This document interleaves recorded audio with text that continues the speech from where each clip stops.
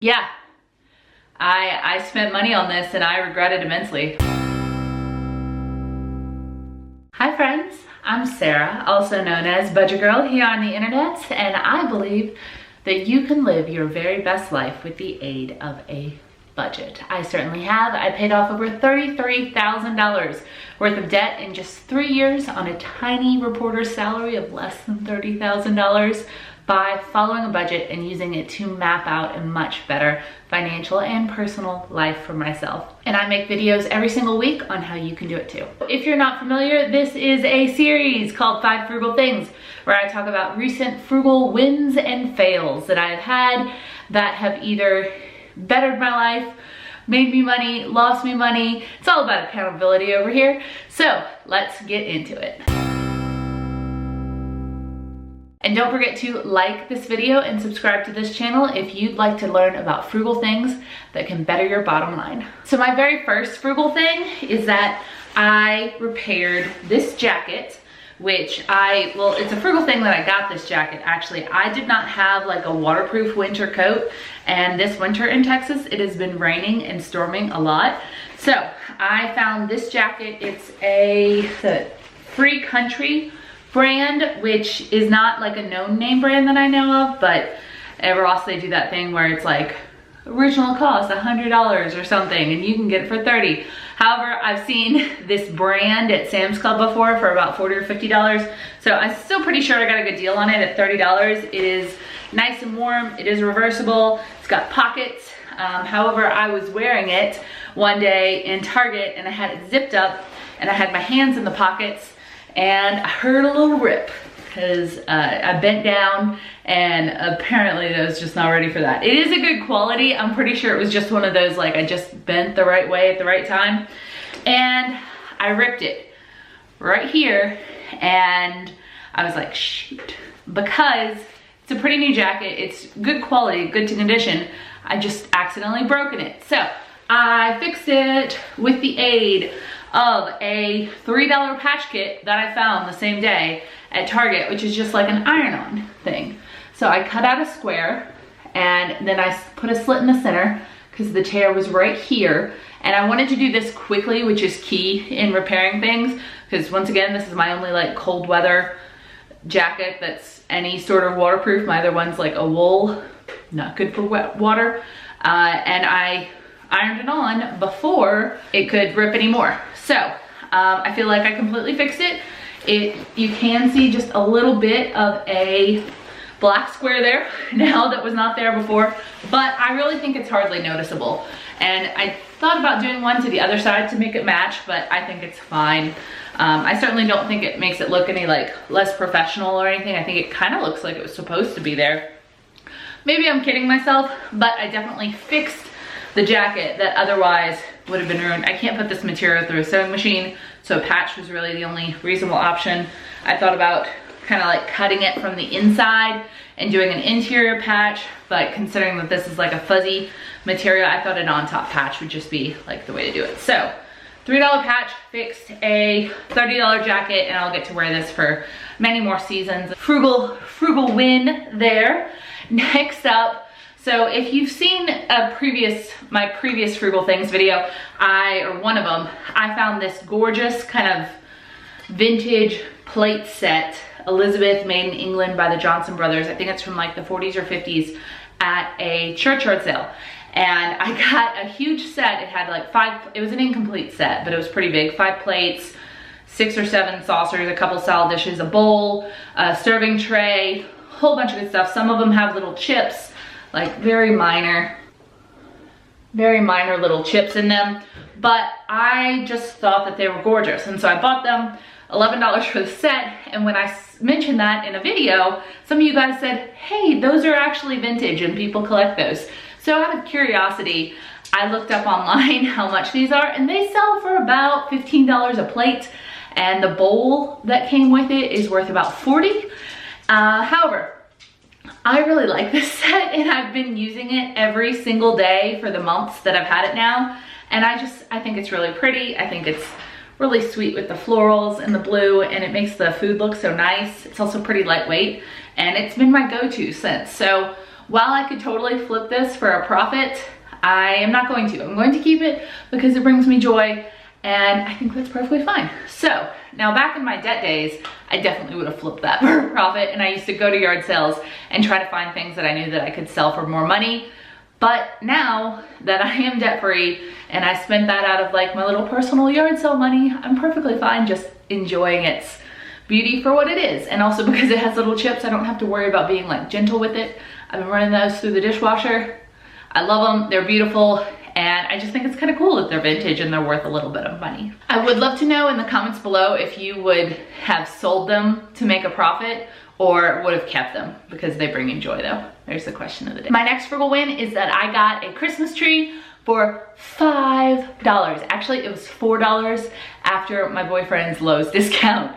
We managed to just go on the right weekend or something. They had just marked down a bunch of trees in early December, and they were live trees, and it was gorgeous. And we just got a tree on clearance, a live tree on clearance. It's this gorgeous 7-foot tree. It should have been like $50. Got it for $4 because he got a 20% off discount. So that was just a really fun little thing and definitely didn't break my Christmas budget. I will link my decorating for Christmas video down below. I absolutely love what I did this year. I spent a total of $8 on decor, and that includes like a little tree that I got after the holiday at a Goodwill that I just loved, a little decorative tree. And I don't think I needed anything else. I think I was able to do exactly what I wanted to with Dollar Tree ornaments that I bought last year, and I didn't spend any money on the holiday really. I also got a small raise at work that kicked in last month. It was just a regular cost of living increase raise that was done across the board at Texas A&M. It brought me up to $45,100 a year as my salary, and that was an increase of $65 take home every month, and I'm just going to invest that money. So it was a nice little raise. I think it was like $111 before tax, and just a nice little like bonus that, and since I don't really need the money in my budget, I'm just gonna throw it straight at investing for my future and pretend like it didn't happen. A lot of times people kind of spend the money before they even make it. We got the letter like a month beforehand, and then it was still another month until it kicked in, and some of my coworkers were saying like, you know, what are you gonna do with your little raise? And they were already planning how to spend it, and I was just like, nah. Keeping your lifestyle expenses low as your salary increases is one of the really good ways to build wealth. I also paid for Christmas this year entirely with a sinking fund. If you guys are new to my channel, you might not know what a sinking fund is, or maybe you do, but it is one of the keys to a stress-free life as far as it goes with money. I contribute $50 to $100 every month to a savings account just for Christmas, and it comes out automatically every single month, and then when Christmas comes around, it's just there waiting for me. So my budget didn't change at all during the holidays because any extra money I was spending was out of that savings account, and I actually ended up being kind of low. I didn't spend as much as I could have in my budget because I was having too much fun with the Christmas money that was saved. So now that I've been patting myself on the back for all these wins enough, let's talk about a fail that really like struck out several of those savings, if we're being honest. So while I am like very on it with my money, having learned from the mistakes of my past, sometimes I'm not so much on it when it comes to like medical, especially like teeth and vision, because I really hate going to the doctor, and I'm sure I'm not alone in that. So I have been in College Station, Texas for almost 2 years now, and I had dental insurance. I was paying for dental insurance, and I didn't go to the dentist to get my regular cleaning. So I finally bit the bullet and did it. And I had 2 cavities. I actually had like on these teeth right here, 2 cavities like facing each other where the teeth met. And I had a choice to make. My insurance would cover a silver filling and it would cost me like a $20 copay, or I could upgrade to a porcelain filling for like $130. And I gotta tell you, I really considered the silver filling until I realized that you can see these teeth when I smile and talk, and I didn't know if you'd be able to see the silver filling. And considering that I'm in a better money place right now, I thought that was one place where I should probably just like bite the bullet and do it. However, I wouldn't have had to pay that at all if I had just been going for my regular cleanings. I have pretty good teeth. I haven't had many cavities before, and when I go, you know, every 6 months, whenever the regular appointments are, I'm good. Like, my teeth stay clean. I brush my teeth and floss monthly-ish. Don't hate me. I'm trying to be better. New Year's resolution, floss weekly. So I could have avoided, one, the pain of having to get fillings done. Not great under anesthesia here, believe it or not. Even more annoying. And two, the cost of it if I had just utilized the insurance and taken the time to go to the appointments. It wasn't the copay that I was avoiding. It was literally just like the human dentist. And I have no excuses. Perhaps the cavities were the lessons learned that I will be better at that. I do have another appointment. I went ahead and set up my appointment. My next one is on February 14th. I'm gonna go get my cleaning done on Valentine's Day. That was when they had open. So we'll be good again. Embarrassing fail number 2, because I really do try to keep it real with you guys. After Halloween, in, I don't know, maybe like a bout of either self-confidence or anxiety or something, I bought this costume. I don't know, I just got enticed by the sales. It was like 80% off or 90% off or something, and I think I only spent $11, but I don't ever think I'm going to wear this, nor am I really a Halloween person. I was in a buy-in mood, and it seemed like a good deal, and it's not even cute on. I tried it on. I'm not gonna try it on for you. Nope. It's yeah. I spent money on this and I regret it immensely, and there were no returns because it was like super holiday clearance. If there had been returns, I would have returned it because I felt the regret as soon as it came in. I think I had like delusions of wearing it to the Renaissance Fair, which I've gone to before here and it's really good, but I also, under no circumstances, would want to wear like a flimsy costume to a place where I'm supposed to walk around all day and would prefer to be comfortable. Like, under no situation would like logical outward facing me be like, yeah, that's a good idea. You should spend $12 on a ridiculous costume. It was like a lapse in judgment. I have no other excuse. I would have returned it. Maybe when Halloween is coming up next year, I'll like put it online and try to sell it in like a local swap group or something, but that's never going on my body. Not in public. Not in private either. I don't want it. It was a mistake.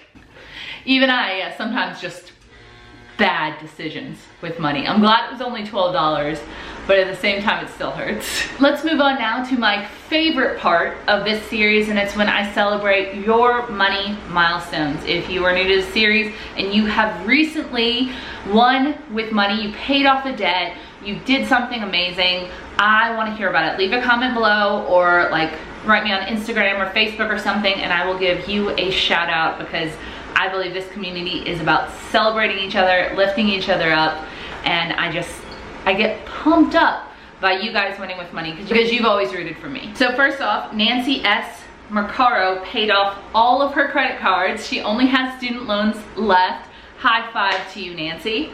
Grace Eggs paid off a credit card. Christina Pearson paid off a credit card. Angela Rivera paid off a credit card, and Debt-Free Hopeful paid off her student loans. Oh my goodness. Huge congrats to you guys. That is amazing. Keep on keeping on. Next up, Trudy MG paid off a credit card. Kristen Pringle paid off all of her credit cards and only has student loans left. Denise Latimer paid off a student loan. Priya, 13, paid off a credit card and now has only her house payments and truck left. That is awesome. You guys are doing so great. Next up, Allie MJ is debt-free. She paid off her student loans, car, and credit card all in one day. Whew, I don't know how you did it, girl, but I'm happy for you. Christy Lighthouse is debt-free, paid off $59,000 in student loan debt.